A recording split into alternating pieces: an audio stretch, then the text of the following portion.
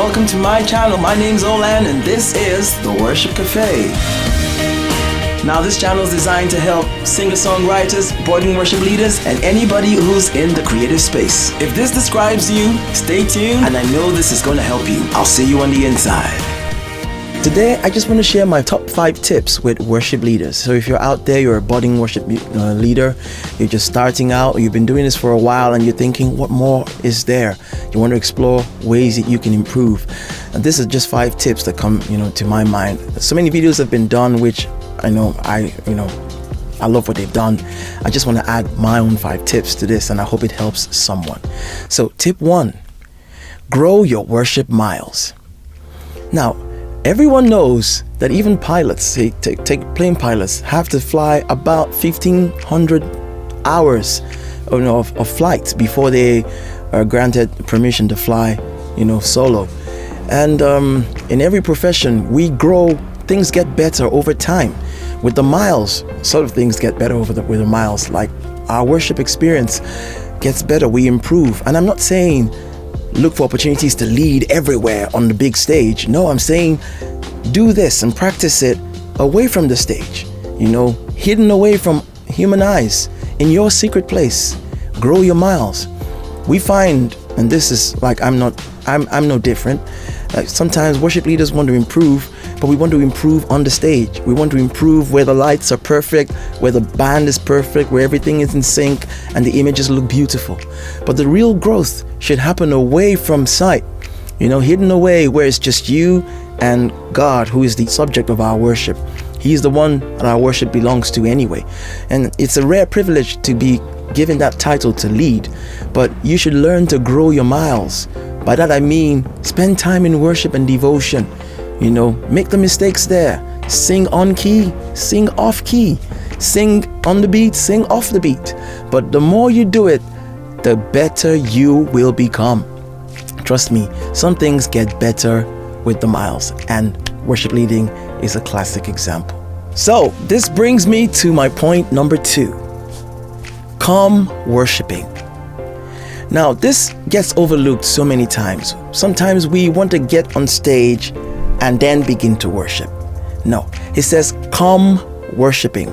That means we are already living a worshipful lifestyle. Like worship becomes for us a lifestyle. We're doing it anyway, and so when we get the call to say come and lead, that's not the time we try to get in sync. We're already in sync. God inhabits the praises of his people. So in other words, he says, just like he says, pray without ceasing, we can also worship without ceasing. And worship is not really restricted to singing anyway.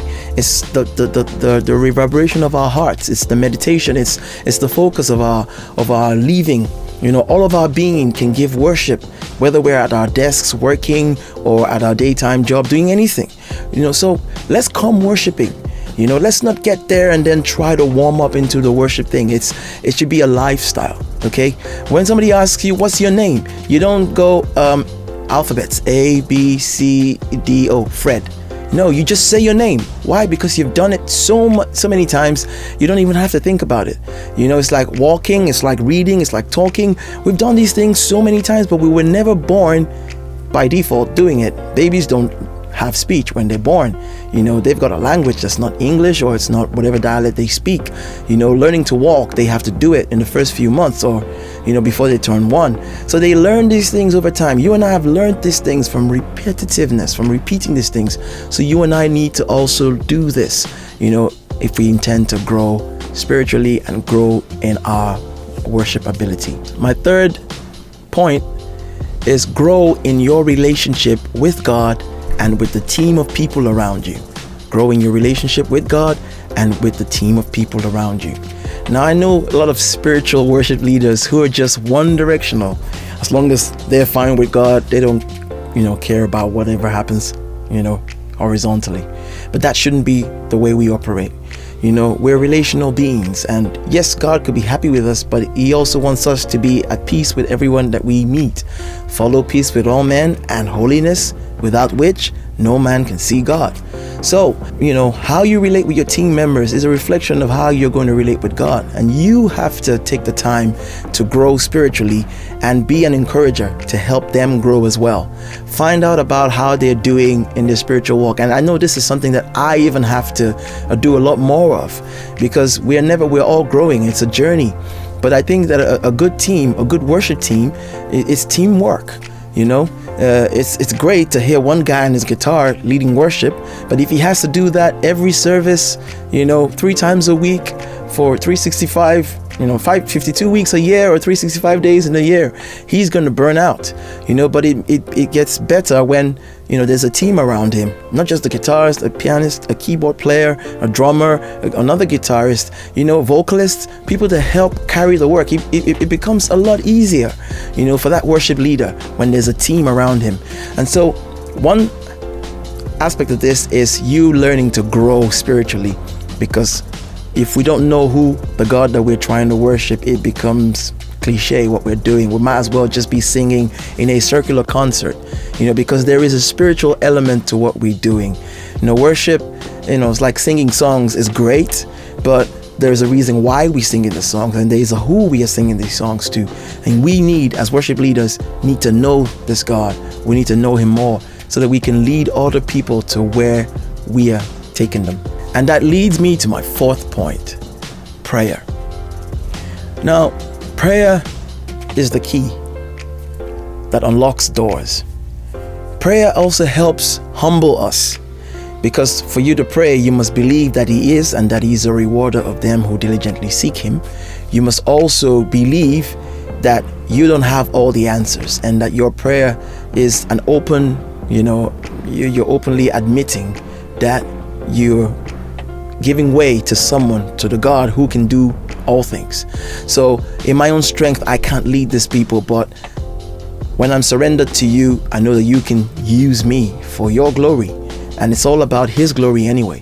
So prayer humbles us. Prayer positions our hearts in a place where God can work with our hearts and use our giftings and talents and abilities, because guess what? He gave us those abilities anyway.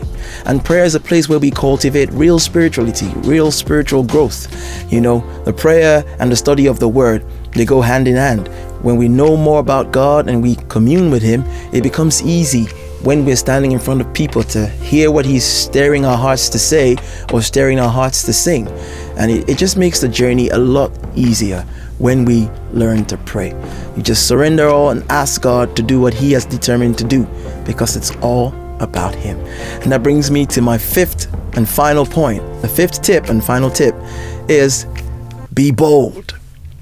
Now, this might sound, you might think, well, come on, that's a no-brainer. But trust me, the number of times I've seen, worship leaders with great potential stand behind the microphone and all of a sudden just become so diminished and so shy and so afraid.